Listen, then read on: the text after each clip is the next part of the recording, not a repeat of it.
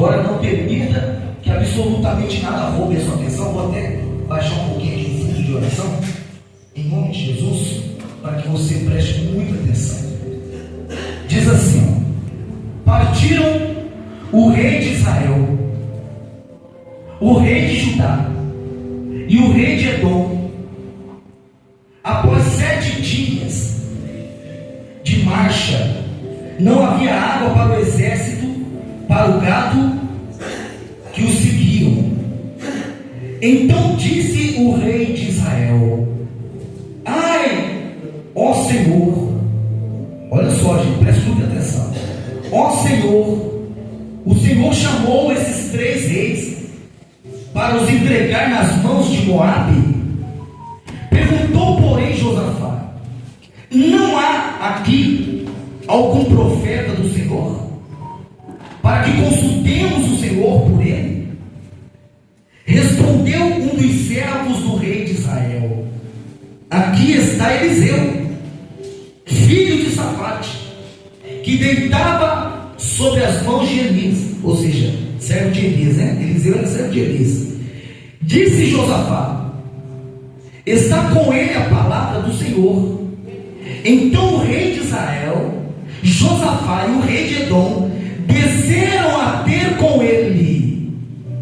Mas Eliseu disse ao rei de Israel: que tenho eu contigo? Vai aos profetas de teu pai e aos profetas de tua mãe. Porém o rei de Israel lhe disse: não, porque o Senhor que chamou estes 3 reis para os entregar nas mãos de Moabe.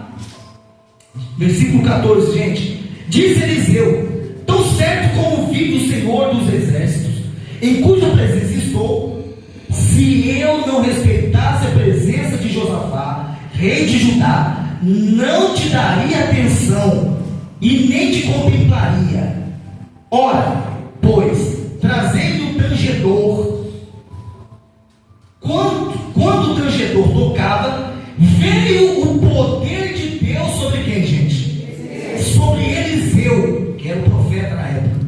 Este disse: assim diz o Senhor, fazei neste vale covas e covas. Porque assim diz o Senhor: não sentireis vento, nem vereis chuva, todavia este vale se encherá de tanta água, que bebereis vós, o vosso gado e os vossos animais. Diga glória a Deus. Glorifica a Pai. Preste muita atenção. É forte demais isso, gente. Então, ali haviam 3 reis que desceram contra um rei. Entendam bem. Se você não prestar atenção, você vai perder o fio da meada. Amém, pessoal? Então, não roube a sua atenção. Esses 3 reis, o rei de Israel, igreja, o rei de Judá e também o rei de Edom, eles desceram contra o rei de Moabe. Por que eles fizeram isso? Porque o rei de Moabe estava devendo o rei de Israel, que se chamava Jorão, e o rei de Israel não aceitou perdoar aquela dívida. E Jorão, o rei de Israel, chamou o rei de Edom e o rei de Judá para lutar contra o rei de Moabe, para destruir o rei de Moabe. Amém, pessoal? O rei de Israel, nessa época que era Jorão, ele era, igreja, o filho do rei Acabe. Vocês se lembram que o rei Acabe foi o rei, junto com a sua esposa Jezabel, que perseguiram Elias. Amém, gente? Amém. Queriam destruir o profeta Elias. Aqui nós estamos falando do profeta Eliseu, que serviu, que esteve na escola de profetas de Elias. Ele era o servo de Elias, que agora ele era o profeta na Resumindo, o rei de Israel, Jorão, filho de Acabe, ele se encontrou com Elias, que era servo com Eliseu, que era servo de Elias. Quem está entendendo, gente? Cada um está entendendo direitinho? E é por isso que teve um momento que Eliseu falou para os reis, quando eles foram procurar Eliseu no deserto. Eliseu disse para o rei de Israel: que tenho eu contigo? Por que agora que você está precisando, você não vai procurar os profetas de seu pai e de sua mãe? Em outras palavras, você se lembra que o seu pai, Acabe, e sua mãe, Jezabel, perseguiu o meu senhor, que era Elias? Vocês quiseram matar eles, ou ele, e agora você vem me procurar. E ele disse assim: eu só vou te atender porque eu respeito, eu considero o rei de Judá, que é Josafá, que era um homem de Deus. Diga glória a Deus. Amém, pessoal? Mas, no entanto, quero que você entenda o seguinte: esses 3 reis se reuniram para destruir um rei. E eles juntaram todos os seus exércitos, toda a sua tropa. Eles juntaram ali, igreja, todas as suas ferramentas de guerra, suas carroças, seus cavalos e assim por diante, os animais, seus carros de guerra. E eles foram a caminho do deserto para chegar até Moabe. E eles andaram quantos dias, igreja? 7 dias. Quantos dias, gente? 7 dias. E deu os 7 dias, e eles não chegaram até Moabe. Eles estavam ainda no meio do caminho. Só que o que aconteceu, igreja? Acabou a água. Ele não tinha água. Em outras palavras, se alguma coisa não acontecesse, eles morreriam. Por quê? Porque acabou a água, não tinha como eles voltar para trás, porque era caminho de 7 dias que eles tinham andado já, e também não tinham como eles prosseguir. E o que faz essa hora? Só que eu quero que você abra sua mente, entenda, não foi os inimigos desses 3 reis que estava para destruir, destruí-los. Mas, igreja, o que estava para destruí-los, os 3 reis, foram as suas ignorâncias. Não foi o inimigo, foi a ignorância daqueles 3 reis. Amém, pessoal? Amém. Por quê? Porque eles se prepararam tanto para aquela guerra, para aquela batalha, como eu disse, reuniram ali os seus exércitos, cada um com os seus exércitos, com a sua tropa, armas de guerra, animais, cavalos, seus carros de guerra, escudo, lança, tudo. Mas se esqueceram da água.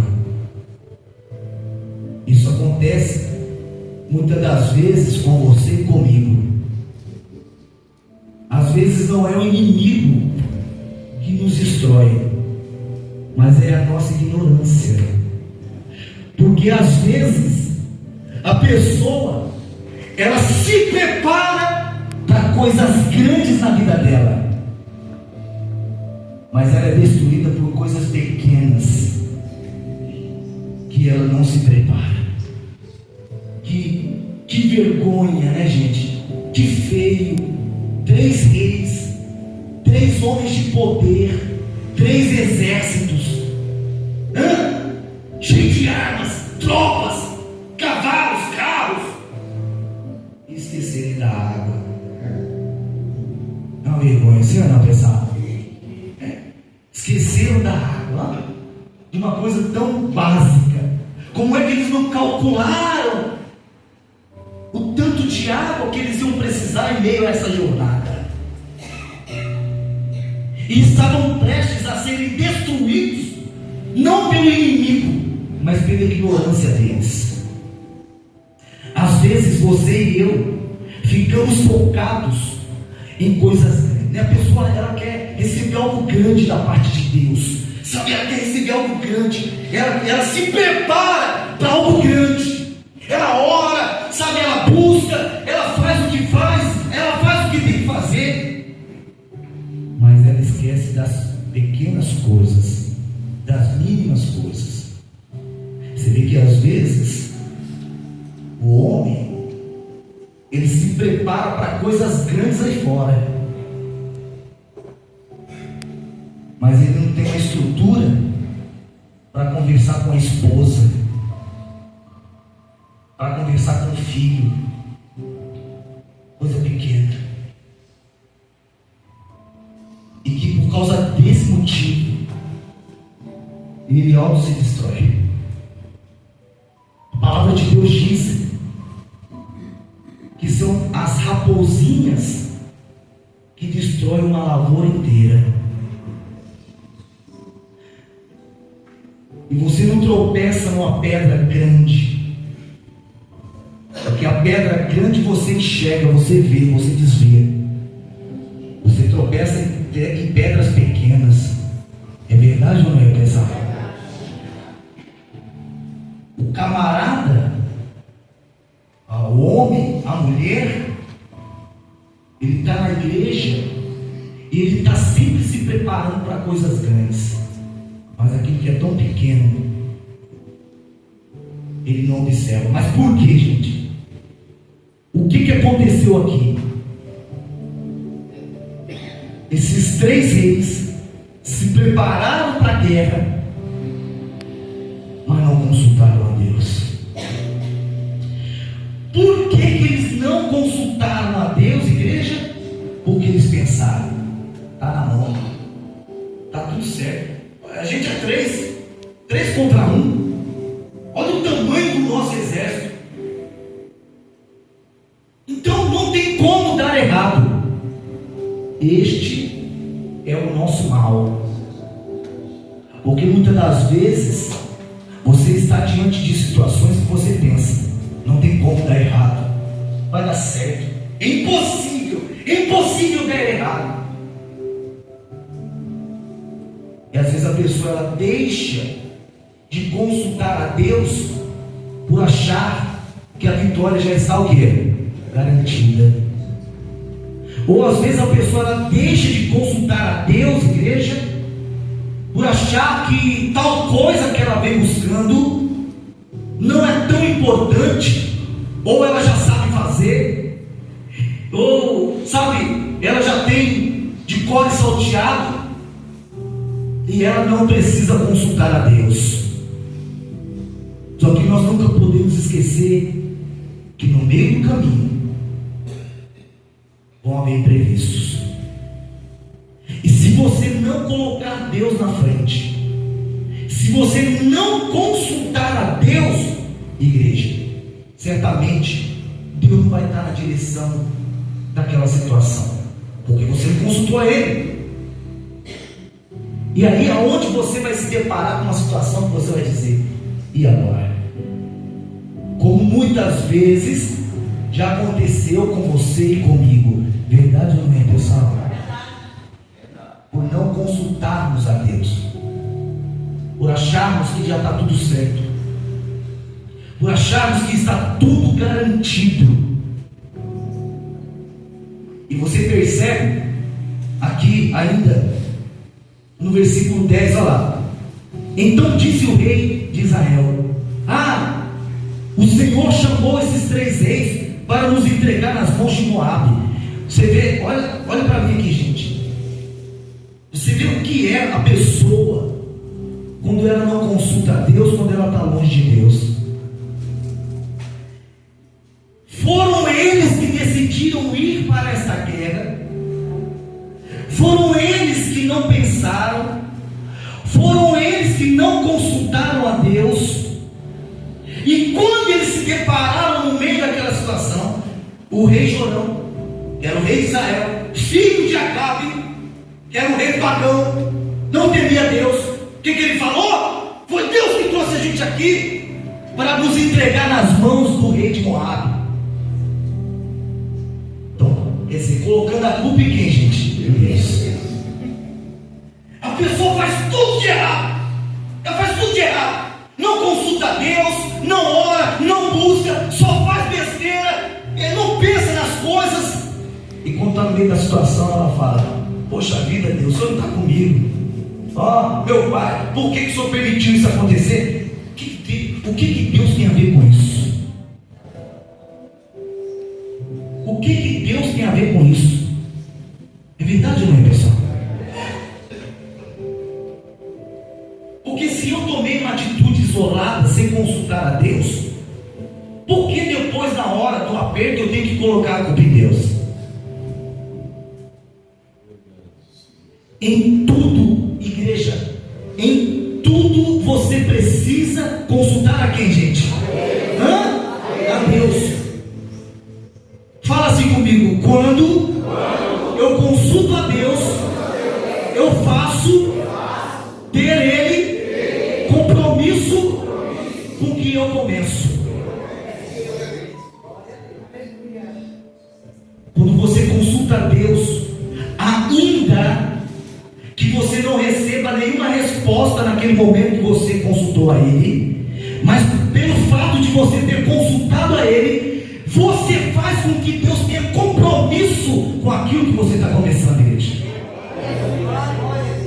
Aí na hora do aperto, porque você consultou a Ele, Ele vai tomar as rédeas da situação, Ele vai tomar a frente, vai te livrar e vai te abençoar. Porque você consultou, você fez com que Ele tenha compromisso com aquilo que você se propôs a fazer. Se você não consulta a Deus, você não está falando para que Deus tenha compromisso com aquilo que você está começando. Amém, pessoal? Diga glória a Deus. Então o rei Jorão de Israel começou a culpar Deus, mas aqui no versículo 11, olha lá. Perguntou, porém, Josafá, a igreja era o rei de Judá. Amém, pessoal? Perguntou, porém, Josafá: não há aqui algum profeta do Senhor para que consultemos o Senhor por ele? Respondeu um dos servos do rei de Israel: aqui está Eliseu, filho de Safate, que deitava água sobre as mãos de Elias. Veja bem, igreja, olha a diferença. Olha a diferença. O rei Jorão, o rei de Israel, o rei pagão, culpou a Deus, culpou o universo. Agora, o rei Josafá, que era temente a Deus, um homem de Deus, ele procurou uma solução. Amém, pessoal? Ele procurou o que, igreja? Enquanto um culpava a Deus, o outro dizia: peraí, será que não tem aqui um profeta que possa nos ajudar? Que com ele esteja a palavra de Deus? Diga glória a Deus. Será que não tem alguém aqui que pode nos ajudar, um homem de Deus? E aí, entre a tropa lá do rei de Israel, então surgiu um homem falando: não tem Eliseu, com ele está a palavra do Senhor. Diga glória a Deus. Então aí está a diferença, e é onde você tem que olhar para dentro de você. Olhe para dentro de você, meu amigo e minha amiga, e veja em qual grupo você está. O grupo que, quando você se dá mal, você culpa a Deus, você culpa o universo, você culpa tudo e a todos, ou você está naquele grupo que pretende, diante de uma situação difícil, procurar a solução, a saída, buscar a Deus. Diga glória a Deus, pessoal. Então é isso que você tem que analisar. Quem passa por momentos difíceis aqui?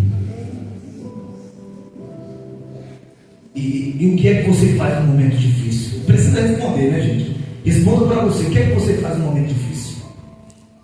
Amém, pessoal? Você reclama, você murmura, você culpa, ou você busca a Deus? uma solução. Procurar a solução em Deus é típico de quem está na fé. Amém, gente? Você está na fé? Você está na fé, sim ou não, gente? Pergunta para o seu irmão, você está na fé, irmão? Então fala para ele, não reclama. Amém, pessoal? Não reclama. Quer ligar os ventiladores? Liga aí, por favor, liga aí. Em nome de Jesus. Esse aqui está ligado? Hein? Não está funcionando? Ih, rapaz, aperta lá, vai funcionar agora. Vai lá. Em nome de Jesus. Glória a Deus, igreja. Versículo 12, vamos lá. Disse Josafá: está com ele a palavra do Senhor? Então o rei de Israel e Josafá e o rei de Edom desceram a ter com ele. Versículo 13. Mas Eliseu disse, vamos lá, gente. Mas Eliseu disse ao rei de Israel: que tenho eu contigo? Cadê aquele ventilador? Tá? Pega lá, pastor, por favor, em nome de Jesus. Que tenho eu contigo? Vai aos profetas de teu pai e aos profetas de tua mãe. Porém o rei de Israel lhe disse: não, porque o Senhor quem chamou os três reis, estes três reis, para os entregar nas mãos de Moabe. Olha lá, gente. Disse Eliseu: tão certo como vive o Senhor, Deus dos exércitos, cuja presença estou, se eu não respeitasse a presença de Josafá, rei de Judá, não te daria atenção, nem te contemplaria. Ora, pois, trazei-me um tangedor. Gente, presta atenção agora aqui, hein? Versículo 15, ó. Ora, pois, olha o que Eliseu disse, gente. Ora, pois, trazei-me um tangedor. Quando o tangedor tocava, veio o poder de Deus sobre Eliseu. Este disse: assim diz o Senhor, fazei neste vale o que, gente? Covas e covas, porque assim diz o Senhor: não sentireis vento, nem vereis chuva, todavia este vale se encherá de tanta água, que beberei vós, e o vosso gado e os vossos animais. Não sentireis vento, a chuva vem com vento, essa água vem com a chuva com vento. E ele diz: vocês não vão sentir o vento e não vão ver chuva nenhuma, mas vocês vão cavar covas aqui, e essas covas vão se encher de água, que vão saciar a sede de todas as tropas, de todos vocês e de todos os animais. Mas há uma parte aqui muito importante. Olhe para mim um minutinho. Quando você e eu não consultamos a Deus antes de fazermos qualquer coisa, então nós vamos ter que cavar covas. Quem está entendendo, gente? Vai ter que fazer o que, igreja? Ó, suar. Nossa, correr atrás. Correr atrás. Por quê? E nós sempre falamos aqui: é melhor orar para começar do que orar para consertar. É ou não é, pessoal? Você pode repetir isso comigo? Diga assim: é melhor orar para começar do que orar para consertar. É ou não é, gente? Porque consertar dá um trabalho. É ou não é? Consertar dá um trabalho. É melhor você levantar uma casa do zero, do chão, do que você ter que reformar uma casa. Verdade ou não é, pessoal? Porque para consertar é terrível. Para consertar é terrível. Então, quando você não consulta a Deus, assim como eu, a gente vai ter que cavar a cova. Você imagina a situação desses homens, hein? Desses reis e de todos os seus exércitos, não é? Exaustos, cansados, debilitados, com sede, no limite, já tendo ali um desequilíbrio emocional, mental, físico, e terem que fazer o que, gente? Cavar cova, e não tinha ferramenta para cavar cova, não. Certamente usaram as suas ferramentas de guerra, pessoal? Com a mão. Imagina, tiver que suar por causa Do que, igreja? Devido a quê? Não consultar a Deus. Se preparar para coisas grandes, mas esquecer das coisas pequenas, porque não consultou o Espírito Santo.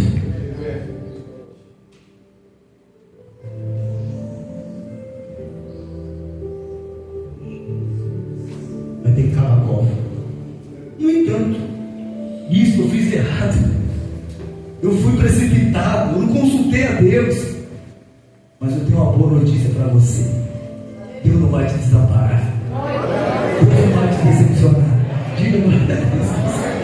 Ele disse assim, ó: vocês vão cavar a cova, vocês vão ralar um pouquinho, vocês vão suar um pouquinho, mas vocês não vão ver a chuva e nem sentir o vento. Mas no entanto, Deus está considerando, vocês vieram consultar a Ele, e todas essas covas vão se encher de água. Vocês vão saciar a sede. Diga para Deus. Ou seja, nada está perdido. Ó, bispo, eu fiz tanta coisa errada, eu fiz tudo de errado, até então não consultei a Deus. Ah, bispo, sabe, deixei de orar, deixei de buscar, sair da presença, fiz besteira. E Deus te trouxe aqui hoje para considerar essa situação, igreja, e falar para você que Ele vai saciar a sua sede. Diga glória a Deus. Mas vai ter que ralar um pouquinho, né, minha pessoal?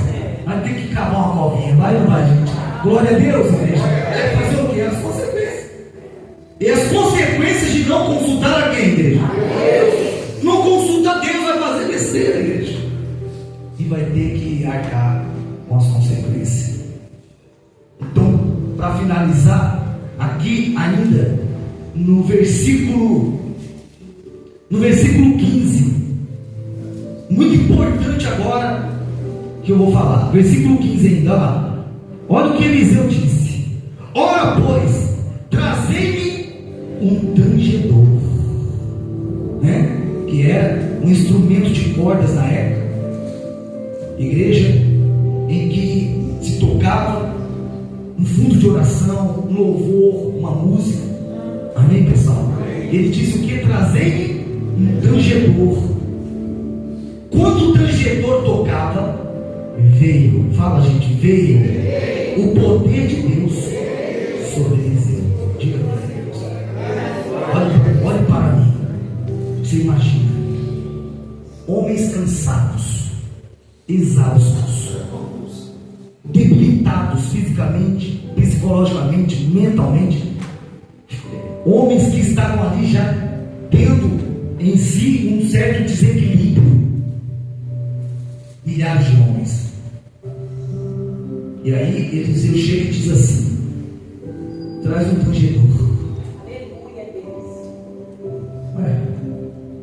Você imagina a cabeça daqueles homens. Peraí, Eliseu mandando trazer um tangedor para quê? A gente tudo aqui cansados, debilitados, exaustos, no limite. E ele está querendo colocar fundo de oração. Não era apenas um fundo de oração, igreja.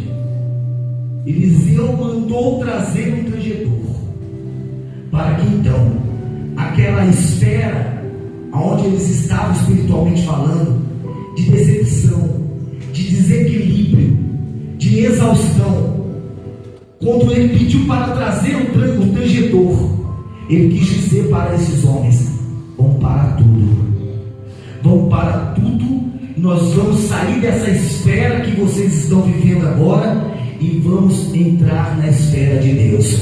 Vamos começar a louvar, vamos começar a adorar, vamos começar a orar, porque quando você está no meio do deserto, cheio de sede, cheio de problemas, e você dobra os seus joelhos, e você esquece tudo, você deixa os seus problemas de lado, e você começa a adorar a Deus, você começa a louvar a Deus, igreja, você sai desse mundo de problemas, de desequilíbrio, você entra no mundo de Deus, e uma vez que você entra no mundo de Deus, Ele vai saciar a sua sede, Ele vai resolver todos os seus problemas.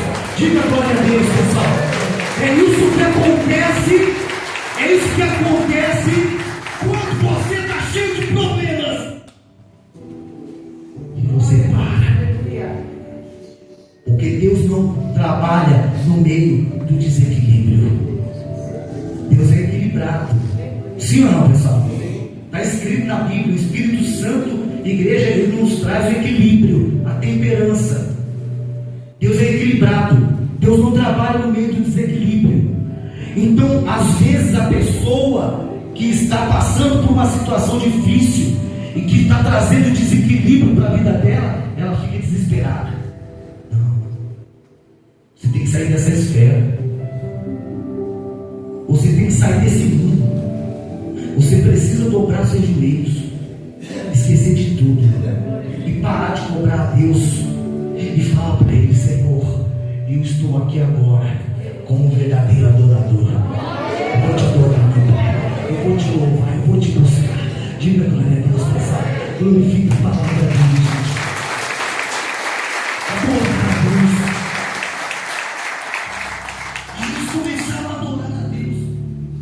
Então você imagina, quando eles começaram a adorar a Deus, louvar a Deus, começou a vir o alívio, começou a vir a paz, começou a vir a segurança, a certeza de que Deus não iria decepcioná-los. Começou a vir a igreja aquele sentimento: não vou conseguir, não vou conseguir, vai dar tudo certo. Diga glória a Deus.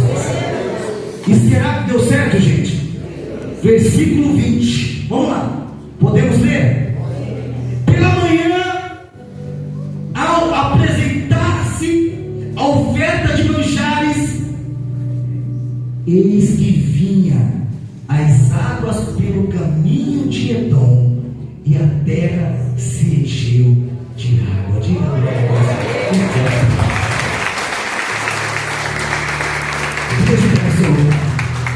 Igreja, estenda as mãos.